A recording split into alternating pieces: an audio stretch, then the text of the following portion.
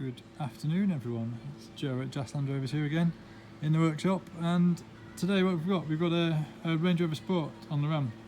That is a 2008 Range Rover Sport. It's 3.6 TDV8, it's got the 6-speed main gearbox, and it's got a transfer box, and that transfer box is here on the bench with us.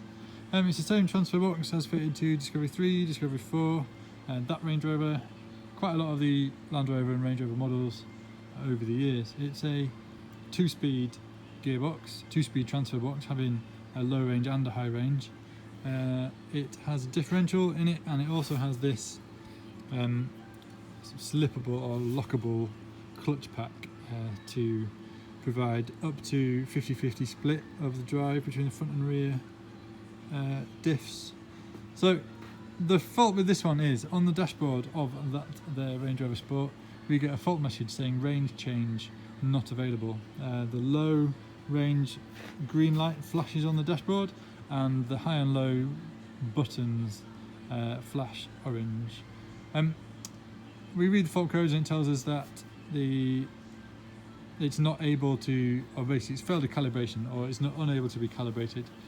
If we try and calibrate it, we get another fault code saying failed calibration and that the clutch adaptions are out of limit. Now, as I say, this has got the adjustable clutch, or the slippable clutch pack, and a high and low function. One motor controls both of those functions, and that motor is there on the bench. It's this one. So that motor, if you look in the top there, you've got this spline shaft. And in the top of the transfer box there we have another spline shaft, so they fit together, and that motor turns the shaft that runs through this portion here. Depending on what position this solenoid is in, that motor and that shaft will either control these forks by turning this section, and as you can see it's thin at the top here, but as you get further round it gets much wider, and as it turns this section around, it forces the forks apart, which forces the clutch pack tighter together, giving less slip and driving each front and rear pop shaft at a much more equal rate and stopping slip between the two. If the solenoid is in the other position and forces this little gear selector backwards, then we're able to change the gear ratio. And it does that by using this monumental great big selector fork around here and changing the high and low gears in the bottom part of here. If this top part is our clutch pack, the bottom part is where our high and low gears or gear set is.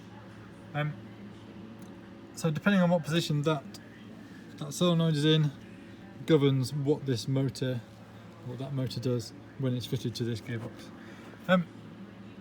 So our problem is that we can't shift from high to low, and we've got a range change fault, but range change unavailable message, but the fault that we've got is to do with the clutch adaptions being out of limit. But both those functions, as I say, are controlled by that same motor. Just in case you're wondering what this is a massive chain drive, and this gear here fits on into this bearing, and this chain, the gear fits on there, and the chain goes around here, around this gear, and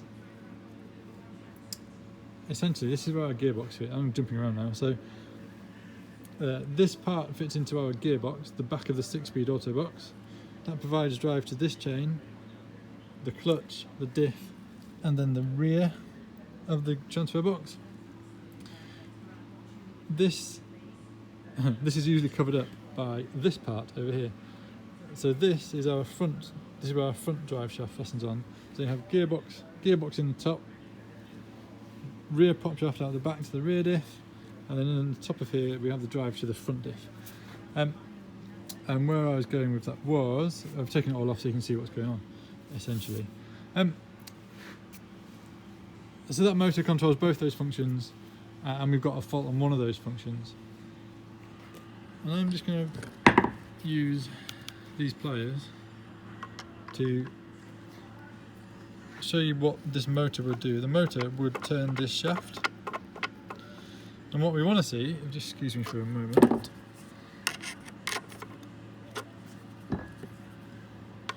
what we want to see is, as we turn this shaft, that selector fork moving. So the selector fork moves, and we're now in low range. As we turn it backwards, selector fork moves, now we're in high range.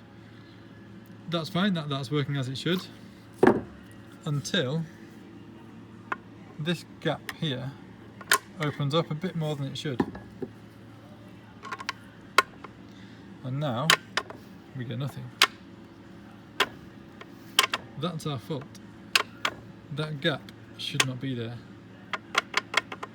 You see it almost grabs, almost allows us to change gear, and then it slips again. That's our fault. That's why we're getting range change unavailable. It's because of this gap that has developed between these two plates, meaning that this drive here cannot, or this section of the shaft cannot drive this, sorry, the other way around.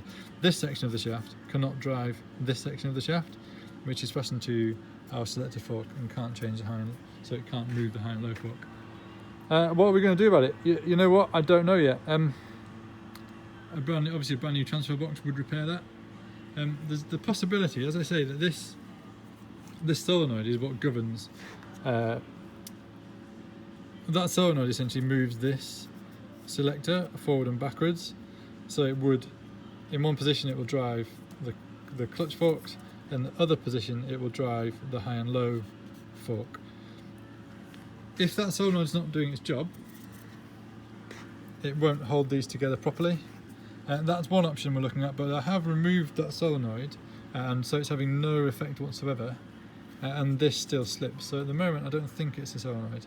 I think we're looking at some wear in this section of the shaft, perhaps in this, which I can't make it wobble. A minute ago I made it wobble. So you can force them together and they spring apart. Why do they spring apart? I don't know. That's half of our problem. The other thing you can't quite see is, instead of just sliding forward and backwards, you can't really see it on the video, but it kind of rocks as well, as if instead of moving straight forward and backwards, it rocks on the shaft. And if that rock is taking up play that shouldn't be there, and the movement, instead of taking up play, should be directly sliding forward and backwards and engaging with that drive dog, that could give us our fault. So what are we going to do? I don't know, but I'm happy I found the fault. And I thought, while we're here, let's do a little how a Rover Sport transfer box works. It's quite simple when you look at it. It's not that complicated.